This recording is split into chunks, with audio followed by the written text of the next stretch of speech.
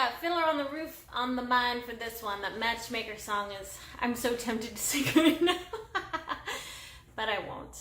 I'll spare you a song from a musical. For those of you that aren't big musical theater fans, I'm sorry. Grew up with those, love them, they're great, and they're a lot of fun to sing along with.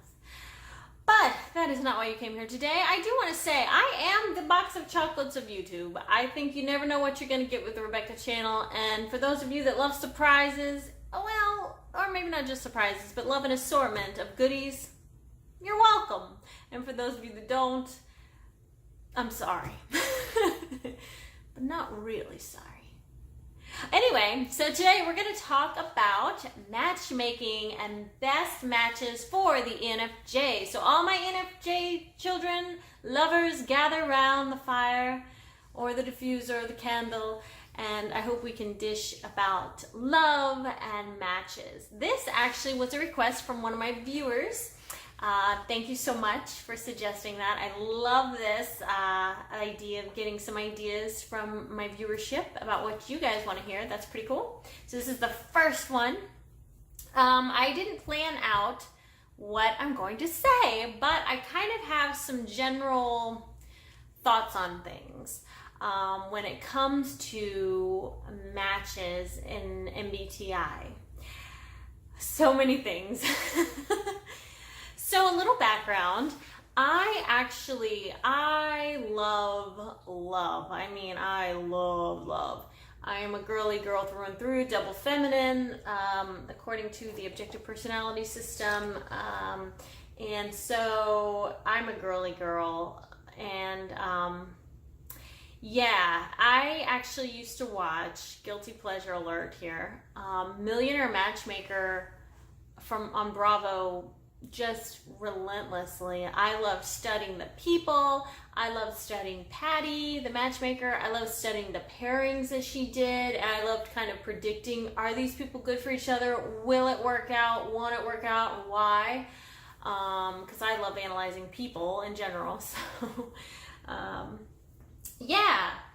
And so when I lived, I lived, well, I don't know how much information I can say about where I live, but let's just say for a few years I lived other than the state I live now, and I was looking for work, and there was a matchmaker, and I thought, you know what, I would love, and this is when I was in the throes of my Millionaire Matchmaker obsession, and which I agree, it's, for those of you like, oh my gosh, that's such mindless entertainment, I get it, I agree, like I said, guilty pleasure, not guiltless, guilty.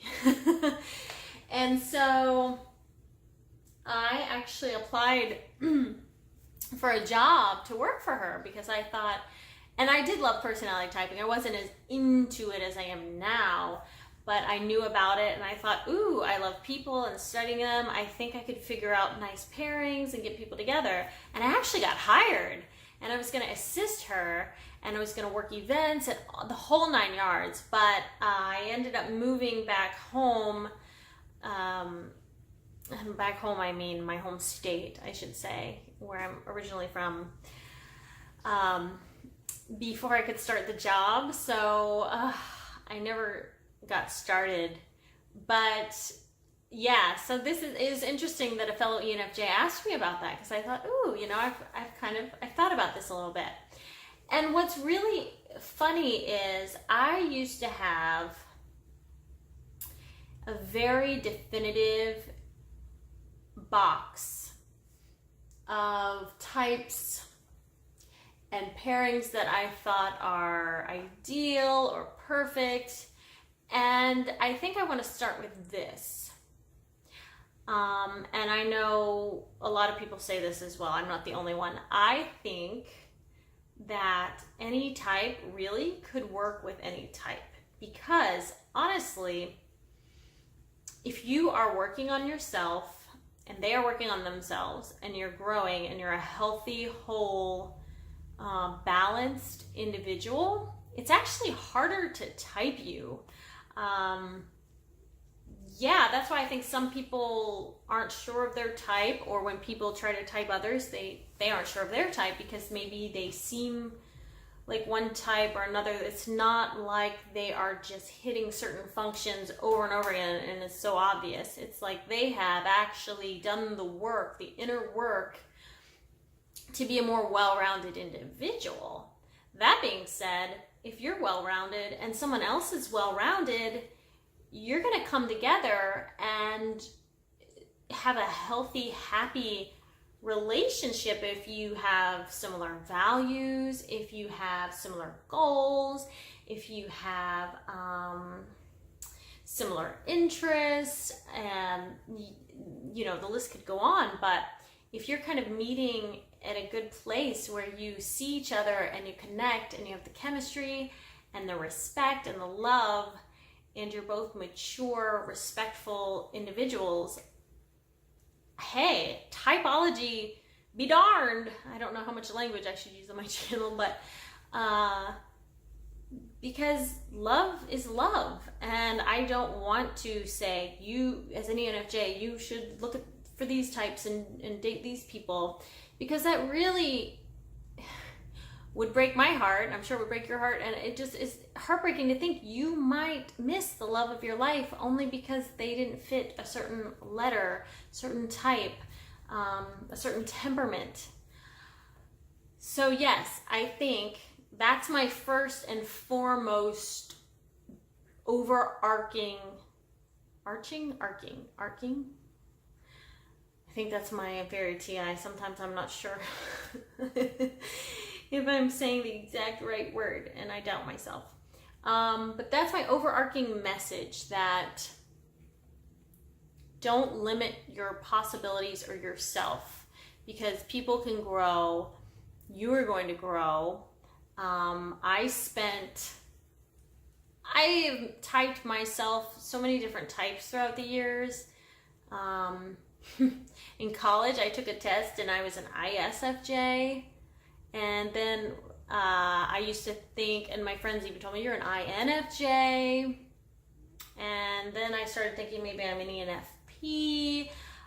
So there's just, you know, we're humans, we're in flux, we're growing, we're changing. So you don't know, you can meet someone that says they're one type and maybe they're not, or maybe they're peacocking, or maybe they just seem that way. Or so there's just so many factors.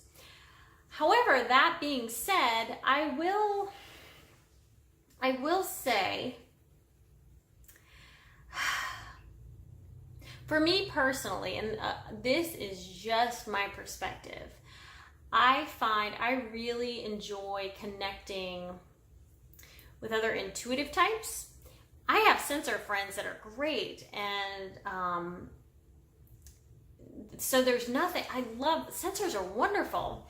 But I think if you're somebody that is so abstract and so out there, that it might be more of a challenge, which is not a bad thing, really. That's going to make you grow, to pair up with a sensing type. I think naturally the temperaments of like NF and NT just sort of are comfortable for us, kind of like putting on an old coat or a comfy pair of shoes or pants or something. It's like, oh, you know, an idealist. They love love too, and they want the world to be at peace. Or a rationalist is comfortable in a different way. It's like, oh, they're really intriguing and interesting because their abstract thinking is juicy in that cerebral way. So that's, you know, whew, that's sexy too. Oh yeah, so these different, I'm kind of going by temperaments, and this could be broken down so many different ways, but I'm doing like the Kiersey ST, SF, and NF, NT. It's like the sexiness of the NF is that there are these guys that are, it's like and these are stereotypes, and I don't want to put people in boxes, and here I am putting everybody in a box. Sorry. It's like NF is nice in that sweet, loving way, and the NT is attractive in that, like I said, the brainy way. And then STs You get a more grounded cerebral excitement, and then SFs, you do, it's, but see with SFs, if you get towards the ISFP, it's so close to like an N, it's fair to, you know, that's the thing, there's such a spectrum. But an SF might bring you some excitement, you know, that you might want. And so I guess I say all this to say, follow your heart and fall in love, and you can figure out who they are and they can figure out who you are. And isn't that unfolding and discovery just juicy? Yeah, because I know there are ideal types, and I used to think it was taking the 2 middle letters and then flipping the outside 2, or even just keeping the N or the S, and then the rest could be manipulated and be fine. But I don't think that's the advice I want to put out there, because you just never know. And I think that personality types are almost ego-based, and I think relationship love should be heart and soul-based, and that transcends the ego. Because really these are sort of the roles that we play in these human shells of bodies that we are here for just such a short time anyway. I mean, yeah, you'll have your challenges. Just learn. I think it could be fun to date someone, learn about their type. What are their weaknesses? What are their strengths? And let that help you both grow and learn about your weaknesses and strengths. And sort of, sometimes it's fun to be pretty different. Yeah. So I would welcome some dialogue about this. I think it would be interesting. What are your experiences? What type are you dating? What have you found works for you? Everyone's different. They really are. I think if you're looking for a quiet, sensitive person, you might look towards maybe more introverted types. I think if you want to have somebody on your arm that's just going to be kind of out there all the time and going, you might want to look for a more extroverted type. If you want a real sensitive soul, you know, you might look for, and again, I feel bad stereotyping, but like INFPs, ISFPs, but my goodness, I'm finding, you know, you get surprised. Like, you think INTJs, you think of them as very analytical and logical, but sometimes if they're in love, you get that beautiful FI that is, wow, I mean, it rivals the other types that have it higher on their function stack. So, I mean, who's to say? And yeah, I think just be open and find love and let love find you. So yeah, share your comments, share your thoughts. I would love to hear what you guys think. And because I think this is a big thing, that people are trying to find love and they want to find their perfect match. And I think there are so many factors that Myers-Briggs is just like just a part of it. But it's a fun part to consider. I love it. I do it too. All right. Well, I hope you find this beneficial.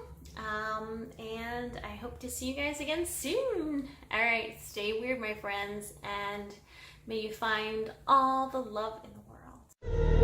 Every time I hear the phone ring, I see your number and I know.